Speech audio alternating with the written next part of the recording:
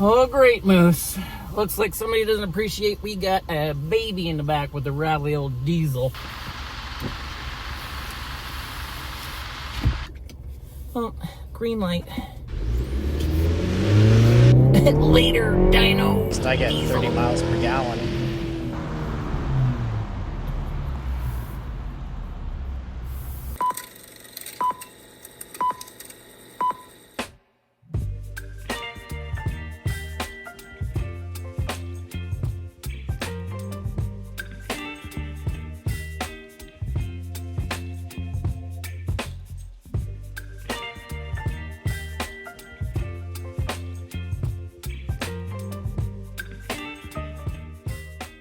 All right, Chris, we are off, and we are in our 2026 Chevy Colorado, and this is the cool, well, off-roady one, right? The Trail Boss. Trail Boss. I am the boss. Not at home. It's the boss of the trails. Really not the boss anywhere. But you were the boss in this thing. So basically, this is a really fun vehicle, and the reason why we wanted to review it today, we were kind of joking around in the introduction about Chris owns a 2021 GMC Canyon, which is very similar to this potato, just the GMs are a little bit upscaled version, but we found that it was the pinnacle because as a mid-sized truck, it had an actual diesel in it, and it was like the perfect size, extremely capable. We just thought this is kind of like the pinnacle of trucks, and then GM decided, not really their fault, totally, there's the regulations and everything, but they had to eliminate the diesel, and now we got gas only, a turbo 4. Yeah, so I mean, our diesel engine is from the mid-90s, so emissions moved on. The 90s are my happy place. But the idea of it is what we want to do today is say, you know what, the world is the way the world is now, and turbo 4s seem to be the thing. So it is what it is, and we want to see what redeeming features does this Chev still have, because we love mid-sized trucks, and it's so funny because I used to sell trucks for Dodge for years, and back in the day, like a little Chevy S10 or something was your small truck, or a little Chevy Ranger at the time was your small truck. Now it would be like a Chevy or a Ford Maverick, let's say, is your smaller truck. Yep. And then we got to do a Ridgeline recently, which is kind of like a midline truck, is mid-size as well as these now, right? And the Dodge doesn't make the Dakota anymore. But just to give people an idea. Although it's coming back, apparently. I know, yeah, That's what they've been saying for like 10 years. Right. So, but the idea of it is that trucks, like myself, have gotten a little bit bigger. I haven't gotten taller. That's really what I want. I just keep going up the wrong way. But, North America, we get a little bit bigger, so are the trucks. So nowadays, a mid-sized truck is very big and very capable, because this thing here, turbo or not, turbo 4 or not, it can tow, on paper anyway, 7,700 pounds. That is wild. That's a lot of weight. That's the same as what our diesel GMC Canyon can do. Exactly. It's the same as a Ford Lightning, most of the baseline 1500s. Which is the equivalent to one of these active urban lifestyles hanging off the back of your Chevy. And I think right now this is a good time. Well, maybe not, because that's my side, and I'm sure this has side airbags. Let me just go ahead and lower that window sticker for you. Oh yeah, that's good. I can see a bit better now. Because once we get rid of this nice GMC, I like your truck, we are going to do the traffic light Grand Prix acceleration test where we race on that stoplight as fast as we can to hammer on the brakes. Actually, it picks up pretty nice. Yeah, it's a lot faster than our diesel. Oh, wow. Actually, Moose, hold on! Oh, Moose is into the back of the it's seat. also good I don't eat breakfast anymore. So, I was so excited I forgot to mention we borrowed this vehicle from the fine folks at INGERSOLL GM in Ingersoll. It's a small town I used to sell cars in, and it's great because you're going to get small town attention, and they're full of enthusiasts, so check them out. Actually, it works really, really good. We'll talk about the facts, but maybe this is a good idea just to go straight into some of the feels, which is, I think most people, and that was kind of when we did the Ridgeline, we were thinking that most people don't actually, the studies that come out, and long story short, is probably 9 out of 10 people, give or take, don't actually use a truck for what a truck is engineered for anymore, right? They become a really kind of a lifestyle, cool SUV with a box, right? Yeah, more or less, I would agree.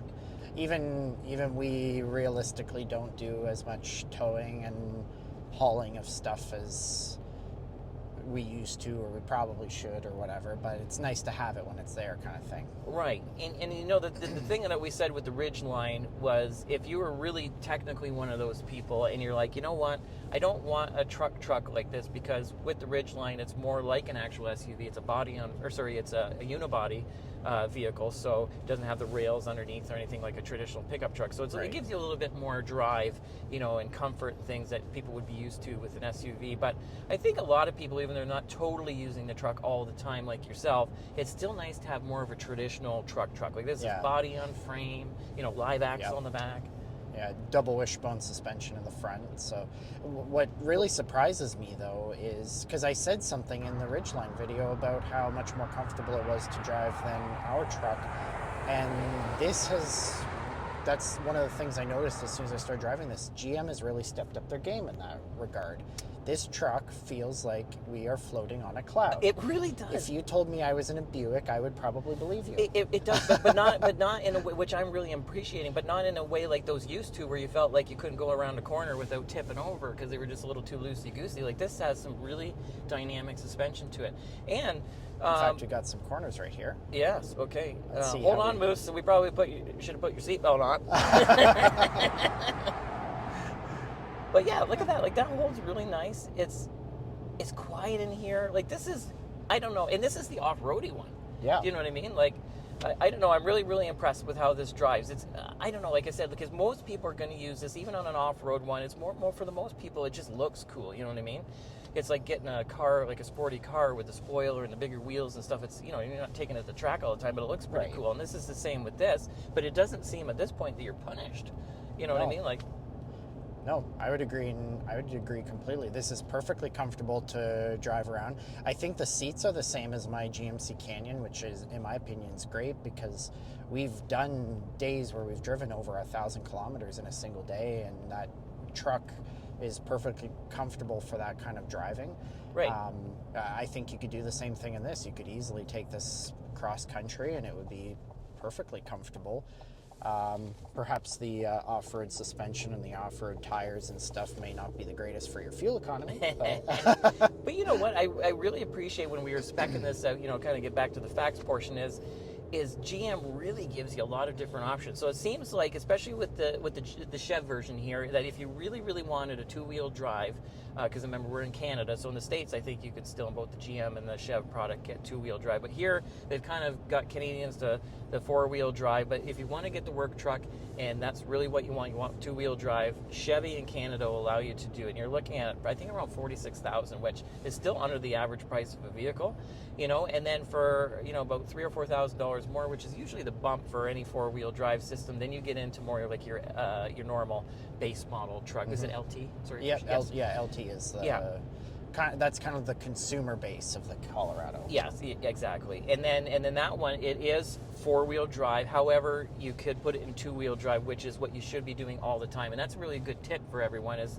something like this does actually say on the little dial here, auto, but it's not like, you know, a RAV4 or something, all-wheel drive. It's not all that. And that's because they're not getting too many technical things, but the front and the back wheels in a sense mechanically linked together. So if you go around a corner, the outside of a corner is a larger distance to travel than the inside, so those wheels have to turn faster. And because they're kind of connected, it can't do that. There's no slippage like in those more modern systems, like in your RAV4s and your right, and then you end up breaking it. So it's more, the auto in this is more for, like, if you're going to be driving through snowy conditions and that sort of thing, which we get a lot of in Canada, then you could put it in the auto and it will kind of do its thing to work. But if you're going to drive it on dry pavement in the auto, you're going to burn out the transfer case. Exactly, which you definitely don't want to do. And the nice thing, again, like, so what we were saying is before, is whether you're getting the Chev or the GM, it's the same powertrain now. So you're not getting any 6 cylinders, you're not getting the diesel or anything, but you're getting a Turbo 4. And what I found interesting, Turbo Max, the Turbo Max,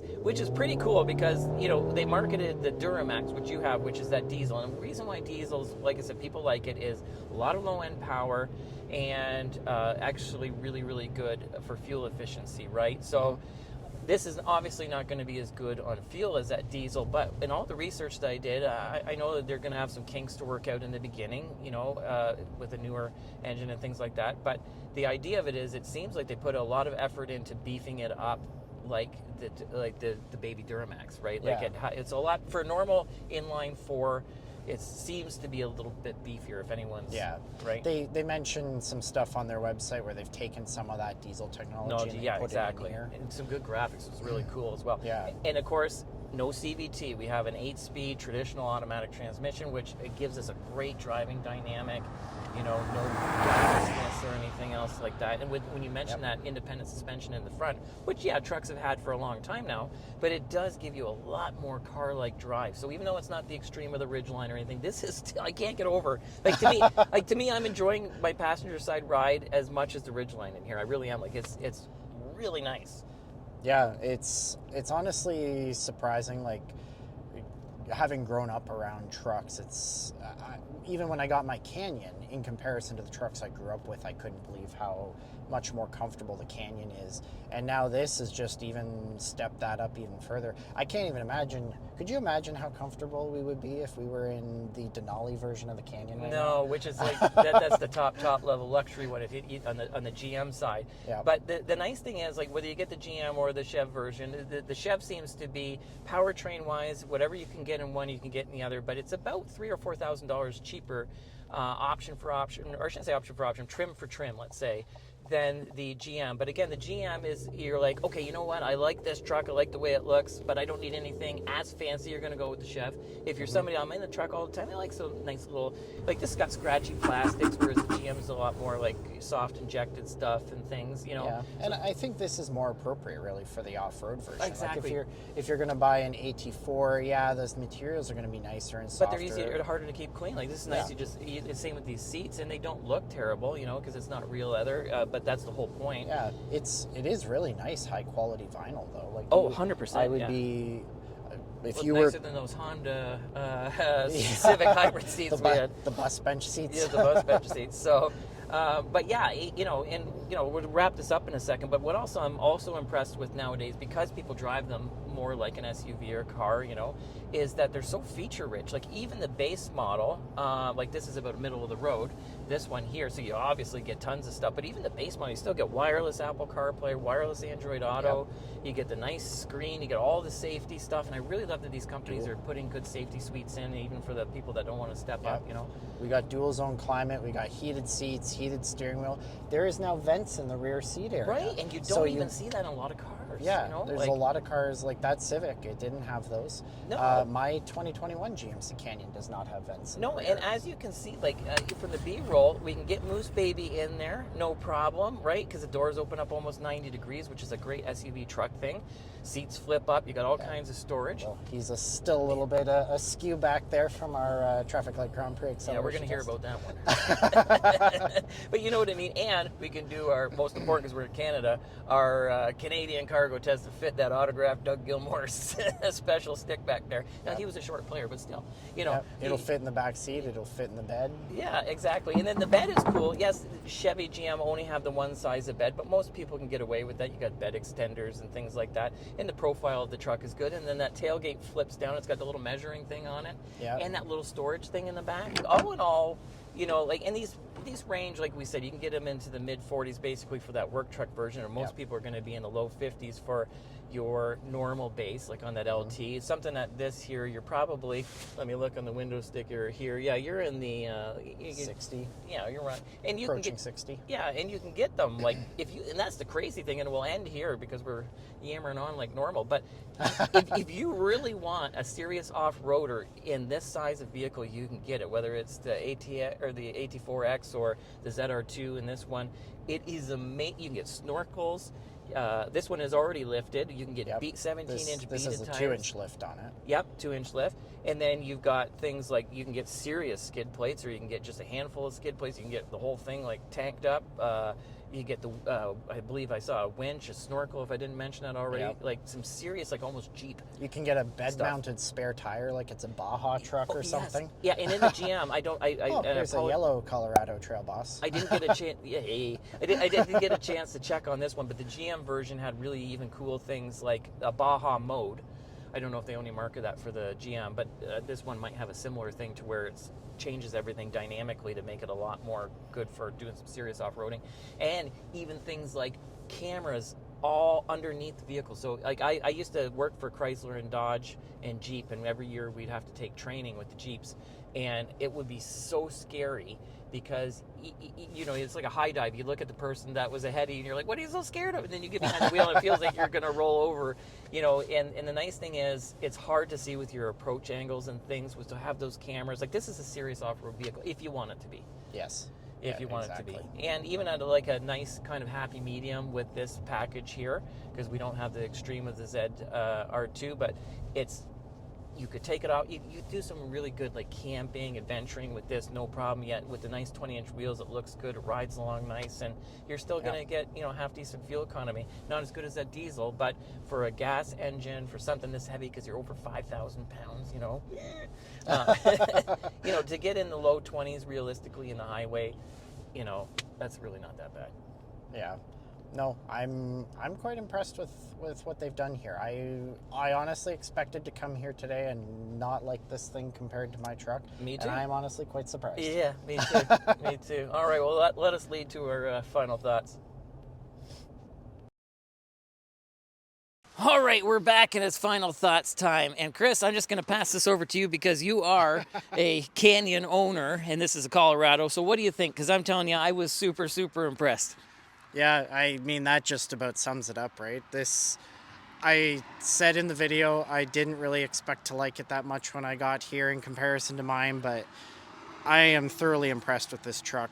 The amount of power that you get compared to mine, the ride comfort, I didn't think that could get any better. Like, this is honestly like driving an SUV. Like we did a Ridgeline, and that's its claim to fame. It's supposed to be like a SUV with a trunk or a box on the back, and that's how I felt. Like, this is a super awesome vehicle to drive every day. Exactly. It honestly feels like they benchmarked the Ridgeline for ride comfort. So realistically, if you need a new truck and you don't need to go something full size like most people, it's hard to go wrong with this. Yeah, absolutely. And the fact that, yes, we miss our Duramax diesel and boohoo, we're in the land of turbo 4 cylinders, but I have to say this thing was pretty peppy, and really for a gas engine with 310 horsepower and 430 pound-feet of torque, to get in the low 20 miles per gallon realistically is pretty good. So I think all in all, we got a winner here. Thanks for watching, and we will see you again next time. And please subscribe if you haven't already. It actually does help, especially watching extra videos. And then